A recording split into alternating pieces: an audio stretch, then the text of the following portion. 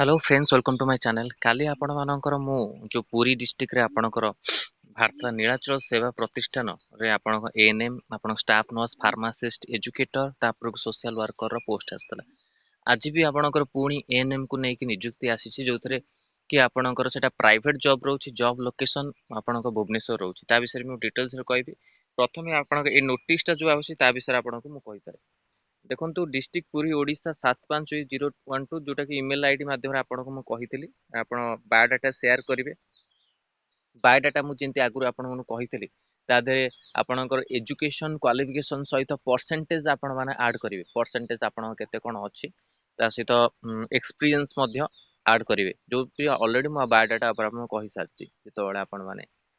dB prepare होते ANM जो 2753 already कही सारी कि आपणकर दरकार है तो बायोडाटा जो आप करुँच भल भाव करके नियंतु प्रथमे आप कांटेक्ट करूँ यही नंबर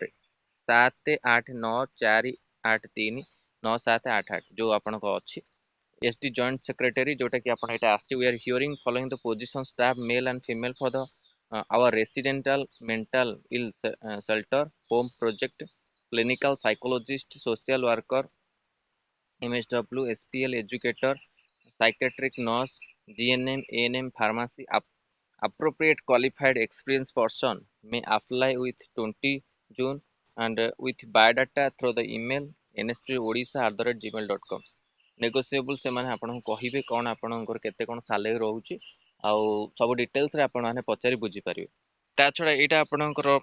प्राइवेट सेक्टर रे गोटा आपनकर जॉब आइची जोटा कि देखंतो एटा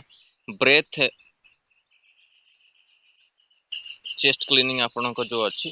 ब्रेथ फ्री चेस्ट क्लीनिंग तादरे आपनकर पोस्ट है एटा private salary negotiable experience and interns can apply location Bhubaneswar रहउची एथर भी आपनकर कोन स्टाफ नर्स जो रहिले एएनएम जीएनएम पिला अप्लाई कर परिबे office assistant business development manager जो माने अछंती अप्लाई करि परिबे एठी मोबाइल नंबर आपन मानको दे देछि कॉल माध्यम आपन कॉल करि परिबे 7205045464 आउटे नंबर हो 9437400764 address plot number 639/1175 Tankapani road Bhubaneswar 751018 एटा भी आपनकर आछि जोटा कि एटा प्राइवेट सेक्टर रे आपन मानको जॉब रहउछि जहाँ भी जॉब आउछि एटा जो आपनकर नीलाचल सेवा प्रतिष्ठान आइला आधरे आपनकर कोनसी जॉब रो मेंशन करिनि आपनकर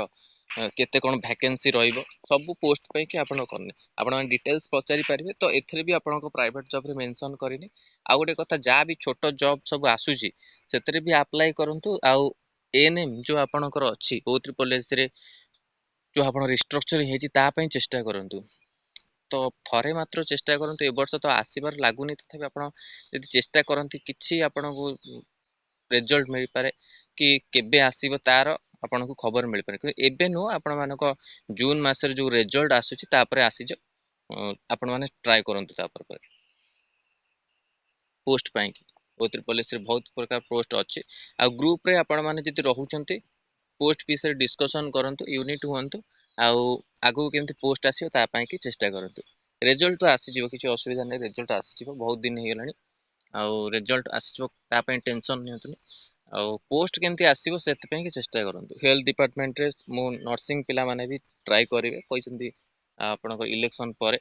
देखा से मान कोन करूछंती तो आपण माने भी ट्राई करंतु केमति आपनकर जॉब आसीबो उतिर पुलिस रे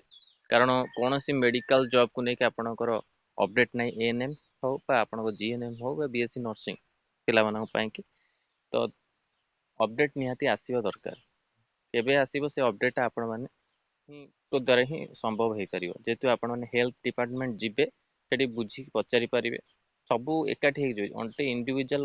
गले कोनोसी काम होबन यदि एकुटिया यूनिट हे जिबे तो बुझी पारिबे ए वर्ष आसीबो कि नियुक्ति नाही आ केउ वर्ष आसीबो आ केबे आसीबो ता विषय पचारि पारिबे आउ ता सेही अनुसार आपण प्रिपरेशन करबे जो माने प्रिपरेशन करूछंती एई रिजल्ट परे आपणकर एएनएम रो क्लास स्टार्ट कर दबा आपणकर किछि किछि क्वेश्चन आपणको दबा ता सहित जो माने बीएससी नर्सिंग अछि तांको पई भी क्लास देखि परिबे तो एटा इंपोर्टेंट अपडेट थिला आपण मानक पई कि ଆଉ ଗୋଟେ ଇମ୍पोर्टान्ट ହେଲା ଆପଣଙ୍କ DMAT जो आपणकर बाहर थिला